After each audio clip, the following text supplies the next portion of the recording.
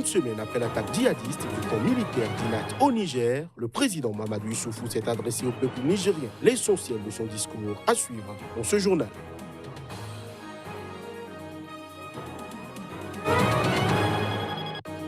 Hommage du président tunisien aux revendications de la révolution ce mardi. C'était le jour du 9e anniversaire du déclenchement du soulèvement populaire ayant mis fin au régime de Zine El Abidine Ben Ali. En Côte d'Ivoire, le procès de Charles Blé Goudé, qui devait reprendre ce mercredi à Abidjan, a été reporté. Il est poursuivi par la justice ivoirienne pour de présumées affaires liées à la crise post-électorale.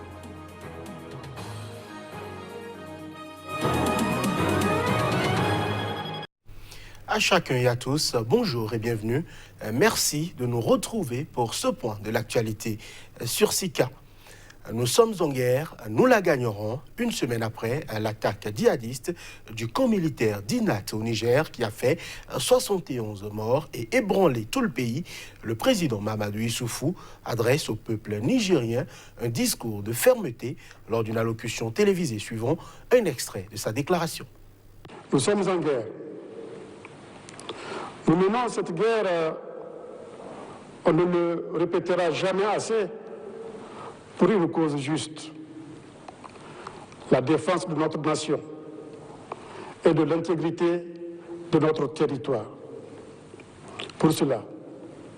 Et c'est pour cela que nous la gagnerons, plaise à Dieu, quel que soit le temps que cela prendra.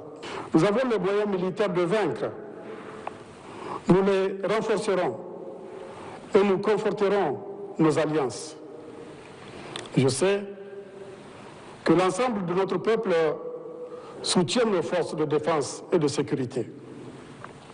La défense de la nation et de l'intégrité du territoire est un devoir pour nous tous, civils ou militaires. Le gouvernement mobilisera non seulement les moyens matériels et humains, mais aussi les moyens juridiques et institutionnels en matière de lutte contre les groupes armés terroristes. Je vous demande à tous, conformément à la loi, d'éviter tout comportement ou propos de nature à démoraliser les forces de défense et de sécurité et donc à nuire à la défense nationale. Tous unis, dans un large front de lutte contre le terrorisme, nous surmonterons cette nouvelle épreuve. En Côte d'Ivoire, le procès de Charles Blé Goudé, qui devait s'ouvrir ce mercredi, a été reporté.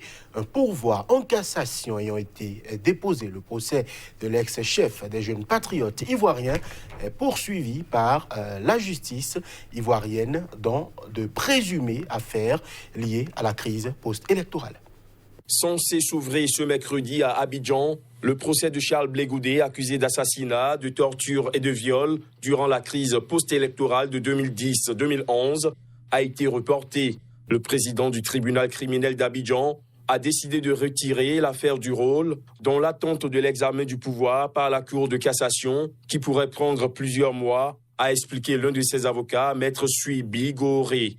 L'ex-chef des jeunes patriotes ivoiriens est accusé par la justice ivoirienne d'actes de torture, homicide volontaire et viol, selon ses avocats, qui dénoncent une violation flagrante de ses droits.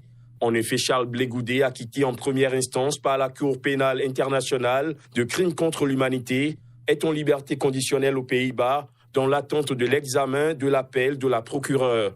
Il ne peut pas rentrer en Côte d'Ivoire tant que la procédure n'est pas terminée. L'audience qui était programmée ce mercredi constituait une violation flagrante du droit élémentaire de Charles Blé Goudé à un procès équitable qui requiert la présence de l'accusé, avait expliqué ce mardi Maître Ndri Claver, un autre de ses avocats, lors d'une conférence de presse. Certains observateurs qui parlent de harcèlement judiciaire pensent que ces nouveaux déboires du patron de la galaxie patriotique sont liés à ses intentions d'être un acteur majeur dans le paysage politique ivoirien. Des allégations que les autorités ivoiriennes ont toujours récusées. Le président tunisien a rendu hommage ce mardi, jour du 9e anniversaire du déclenchement du soulèvement populaire ayant mis fin au régime de Zine El Abidine Ben Ali aux revendications de la révolution. C'était lors d'une visite inopinée dans le centre du pays. Images et son. Très largement élu en octobre, Kaïs Saïed n'a fait quasiment aucune déclaration depuis sa prestation de serment en novembre. Il s'est rendu dans l'après-midi de ce mardi, sans aucune annonce préalable aux médias, à Sidi Bouzid, où avaient eu lieu les premières manifestations ayant entraîné la chute de Ben Ali, décédé en septembre dernier en Arabie Saoudite. Il a notamment promis de réaliser, dans le cadre de la Constitution et dans la légitimité, les revendications phares de la révolution, toujours scandées par les habitants de cette région: liberté, travail et dignité. Malgré les manipulations des adversaires et des complots qui se préparent dans l'ombre, je vais réaliser vos revendications, toutes vos revendications. Vous avez demandé la liberté, vous l'aurez. Vos demandes sont la dignité.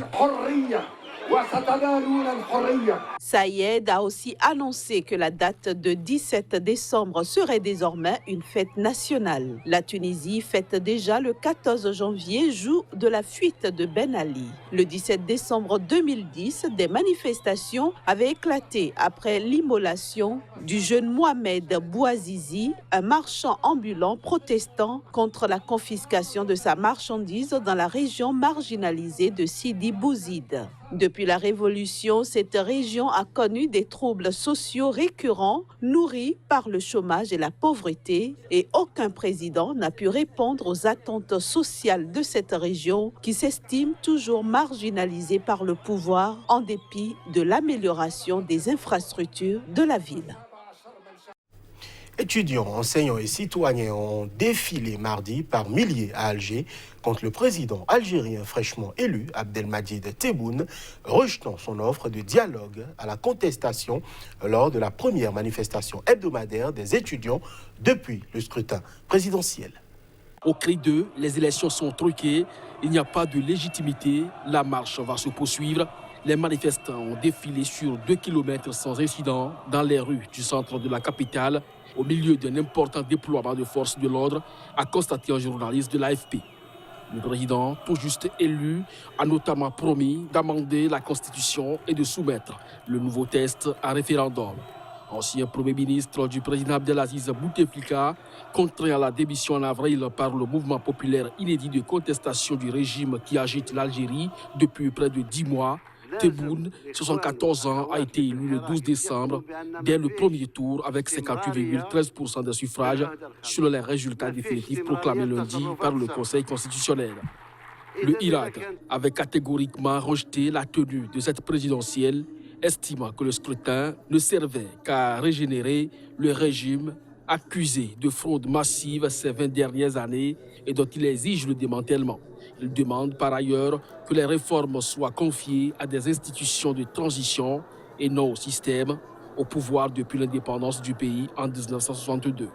Moins de 40% des électeurs se sont rendus aux urnes, la participation la plus faible de toutes les élections présidentielles pluralistes en Algérie et le Irak, comme plusieurs analystes, assurent en outre que le chiffre est gonflé. Pour la plupart des contestataires comme cet étudiant, le dialogue doit porter sur une éventuelle transition démocratique et non sur un recyclage de l'ancien régime. Mesdames et messieurs, cette édition se poursuit. La rencontre entre le président turc et le dirigeant du gouvernement libyen d'Union nationale entraîne des réactions. Le président égyptien Abdel Fattah al-Sisi a dénoncé ce mardi toute velléité de contrôler la Libye voisine. C'est une question qui relève de la sécurité nationale de l'Égypte, a-t-il dit. C'est quelques jours après l'évocation par Ankara de l'envoi de troupes en Libye pour soutenir le chef du gouvernement d'union nationale que s'est tenue la rencontre à huis clos à Istanbul entre Recep Tayyip Erdogan et Fayez al-Sarraj. La Libye est en proie à un conflit entre le gouvernement d'union nationale reconnu par les Nations Unies et appuyé par la Turquie et le Qatar, et le maréchal Khalifa Haftar, homme fort de l'Est libyen, soutenu par l'Égypte et les Émirats arabes unis, deux rivaux régionaux d'Ankara. On en déduit l'intérêt que porte le président égyptien Abdel Fattah al-Sisi à la Libye, surtout son intention d'en tenir éloigné ses rivaux. Un accord de délimitation maritime controversé et un accord de coopération sécuritaire autorisant l'envoi d'une éventuelle aide militaire turque ont été conclus entre le gouvernement d'union nationale et la Turquie. Ce dernier texte a été introduit samedi soir au Parlement turc pour être débattu et ratifié. Le 12 décembre, le maréchal Haftar, qui mène depuis avril une offensive, a annoncé le début d'une nouvelle bataille décisive pour s'emparer de Tripoli. Le gouvernement d'union nationale a de son côté assuré que la situation était sous contrôle et qu'il maintenait ses positions au sud de la capitale où se concentrent les combats depuis le début de l'offensive des forces pro-Haftar. Au Soudan du Sud, le président Salva Kiir et le chef rebelle Riek Machar se sont engagés ce mardi à former un gouvernement d'union nationale avant fin février 2020, donc à l'expiration d'un délai de 100 jours qui leur a été accordé par les dirigeants de la région. Ils ont pris cette résolution alors qu'ils sont confrontés à une pression internationale croissante. Depuis la signature d'un accord de paix en septembre 2018, les combats ont fortement baissé au Soudan du Sud, mais Salva Kiir et son ex-vice-président Riek Machar ne parviennent pas à concrétiser certaines dispositions cruciales de l'accord, dont la création d'une armée unifiée, mais aussi le tracé des frontières et le nombre des États régionaux au sein du pays. Dans ce contexte, la formation de gouvernement d'union nationale, initialement prévue en mai, a été reportée une première fois au 12 novembre. Puis un nouveau délai de 100 jours a été accordé aux deux rivaux lors d'une réunion en Ouganda rassemblant les partenaires régionaux, notamment le Kenya, l'Ouganda et le Soudan. À l'issue d'une rencontre à Juba avec Riek Machar, le président Salva Kiir a fait part de leur résolution de former le gouvernement après les 100 jours. La question du nombre d'États régionaux n'a cependant pas encore été résolue. Riek Machar, qui vit en exil à Khartoum, a précisé que les parties aux négociations attendent un rapport du vice-président sud-africain David Mabuza avant d'avancer sur cette question. Les deux hommes, dont la rivalité est au cœur du conflit sud-soudanais, ont toutefois trouvé un accord sur l'intégration des forces des deux camps dans une armée unifiée. La liste noire des États-Unis interdisant toute entrée soudanaise est toujours active. L'embargo économique américain a eu beau être levé en 2017 pour nombre d'entrepreneurs soudanais. Dans les faits, les effets des sanctions américaines sont toujours là. Reportage. Un an après le début d'un mouvement de contestation contre le régime d'Omar el-Béchir qui a conduit à sa chute, le Soudan se cherche un nouveau départ, mais son économie reste asphyxiée. Les transactions financières internationales restent en effet impossibles car le pays figure toujours sur la liste noire américaine des pays États soutenant le terrorisme, ce qui par ailleurs barre la route aux investissements étrangers. Les sanctions concernaient les transactions bancaires internationales, mais aussi les échanges de technologies ou le commerce de pièces détachées. Dans une usine d'huile de Khartoum, des ouvriers s'acharnent au marteau sur une machine défectueuse.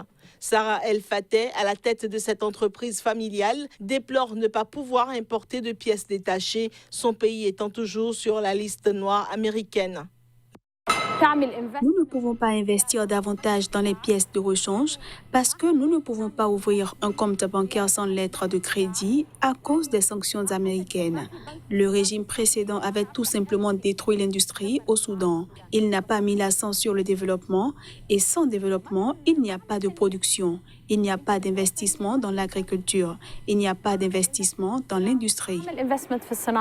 L'embargo avait été imposé au Soudan en 1997 pour son soutien présumé à des groupes islamistes. Le fondateur d'Al-Qaïda, Oussama Ben Laden, a vécu à Khartoum entre 1992 et 1996.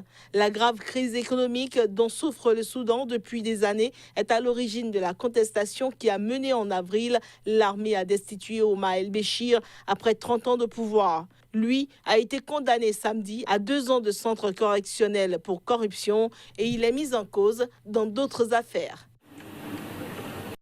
Et ce sera tout pour ce journal. Merci de l'avoir suivi.